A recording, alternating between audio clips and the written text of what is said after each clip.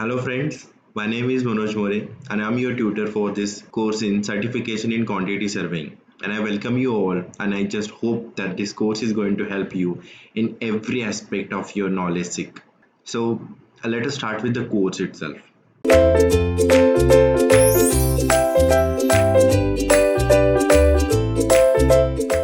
Well, before starting with course, I always feel that everyone should ask this question whenever they're thinking of enrolling to any course. That is, what isn't for me? WIFM. It's the most important question because this is the question which is going to give you the answers related to your expectations, whether they are going to get fulfilled in this course or not, whether this course is going to give you the desired knowledge that you are seeking, it is getting fulfilled or not. So I just thought of answering this question right at start itself. So let's start with it. Uh, as I told you, I have to clarify that everything that we are going to learn in this course. So at start, we'll be learning about the very basics of what exactly is a quantity surveying. We'll read from the books. We'll learn from concept, definitions, and everything, and we'll just summarize everything that whatever it is there in a books that we need to know as a basic things. So that we will learn first, and then after completing this course you can be a part of a quantity surveyor team. So what exactly a quantity surveyor does, what are his roles and responsibilities, what does he plays during the phases of the construction, and what he does whenever the any activity is going to get completed, expected to be completed. So all these things that we are going to learn in this chapter. The next one, and the most important, we'll be learning about the units and drawings. So units are the ones which are very important role players in a construction activity phases. And while calculating any quantity related to any unit, you need to be perfect in both. So you know how to calculate quantity and you know which is the unit that's suitable for the quantity. Then and the conversion of that unit from one to the another, it is very important because in a construction we deal with the thousands of quantities and with the thousands of activities altogether, and it's our responsibility that we should be connecting a right unit to the right activity quantity. Exactly. So for that we'll be learning and giving more focus on this unit system learning. The next one will be about the drawings. As civil engineering we are dealing with, we have various types of drawings, and out of that, which drawing is essential for me right now to calculate some quantity? That's what essential to know at the right instance. Because if I want to calculate the quantity of the tiles, I should look for the finishing drawings. I should look for the drawings which can actually have the relate something related to tiles. If I want to calculate the quantity of the excavation, I should look for the foundation plans, right? So this is what we are going to learn related to the drawing chapter. Then there are some theoretical concepts which are very essential and important well before starting any construction activities or tendering. So how an idea gets converted into the tender and how that tender gets converted into contract, that we are going to learn during this tendering and contracting lessons. So these contract lessons we will learn that now I have fixed that I want to construct something. I have an idea that I want to construct a house. I converted that to tender. That tender got floated into advertising platforms. Now I want to select the contractor. I want to select the type of contract that I'm going to have with that contractor. So all that types of contract and the selection of contractors will be in this chapter.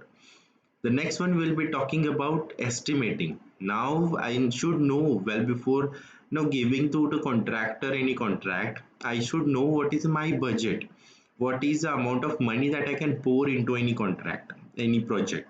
So this is what we are going to learn into this estimating and a types of estimation chapter. The next one, as I told you, the role of quantity surveyor is not restricted for any phase of the project. It is throughout the project phases. We start from the starting, well before starting the project, during the project, and post of the project construction. We as quantity surveyors always deal with something related to the project. So what is that expectations from that quantity surveyor and how he deals with all that stuff that we are going to learn during this chapter. Now we'll start actually calculating some of the quantities from the very basic level. There might be some viewers who might not have any experience in a quantity surveying. So for them, we will be starting with a very basic level, starting from the length, area, volume calculations, and starting from the excavation, PCC, concreting, everything we are going to learn from this basic levels. The another one, theoretical concept at specification, bar bending schedule, and rate analysis. These three are totally different but totally important, equally important for the completion of any project.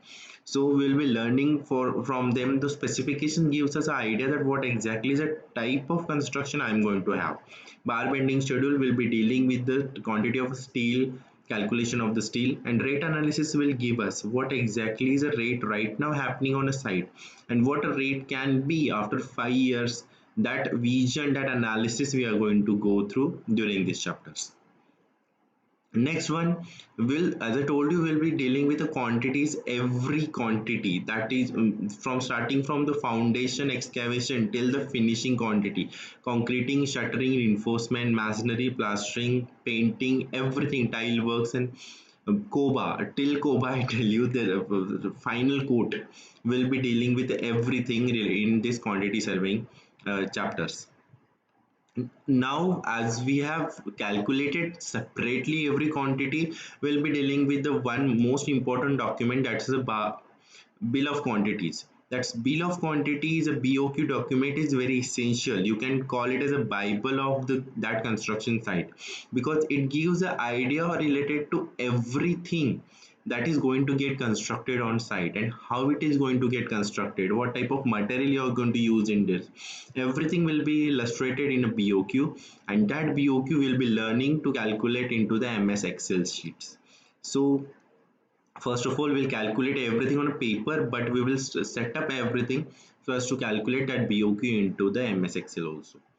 We'll be now till here we'll be learning about any house G+1, G+2, and G+3 houses will construct, and after that we'll move to the road section. Why have I selected this road one? Because in India you seen that infrastructure is building up very fast. It's building up nation very faster. So I felt that road structure should be so they are in a need of, they are in a huge need of rather. So what we are going to do, we are going to learn about the roads that are rigid and flexible both, and their calculations, their quantity takeout, starting from any type of road, may it be the plain surface road, may it in a ghat surface road, anything, we are going to calculate their quantities. Then after this one, another major concept comes, that's a reconciliation of material.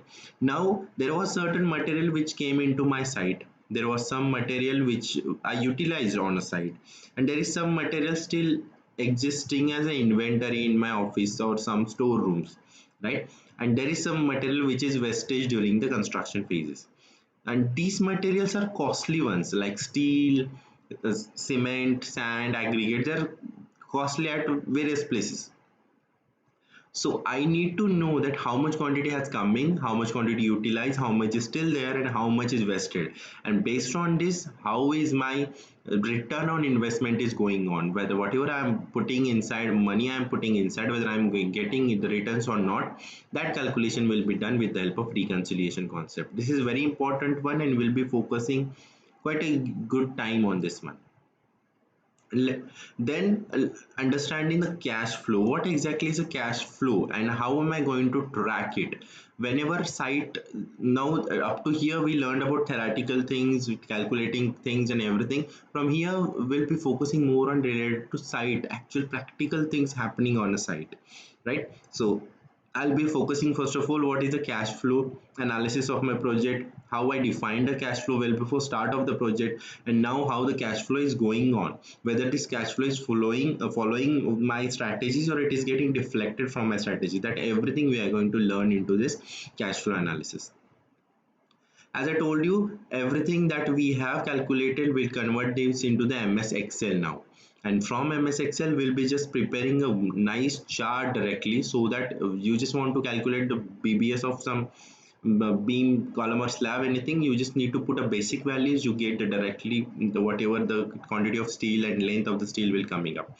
If you want to calculate the concrete, you just put the basic values, you will get this one. So we'll prepare actually ms excel chart for every quantity and we'll be using it throughout the project. Now, the final stage, this is a practical one. This is related to site. We'll be learning about the bills, how they are prepared, how they are checked, submitted, and certified, and how actually you receive the quantity from the client, receive the money from the client. That we are going to learn is bill certification processes. And to now whatever we have learned up to here now, that we'll be using in terms of the projects. So we have defined some projects. Now as I told you, we have g plus 1 2 3 structures. Then we are learning about the roads. So this is not the only thing we are restricting ourselves to. We'll be learning about more, that is the water retaining structures. Then we'll be learning about the retaining walls and some other projects that to study you more and more about the whatever the learnings you have from the this course.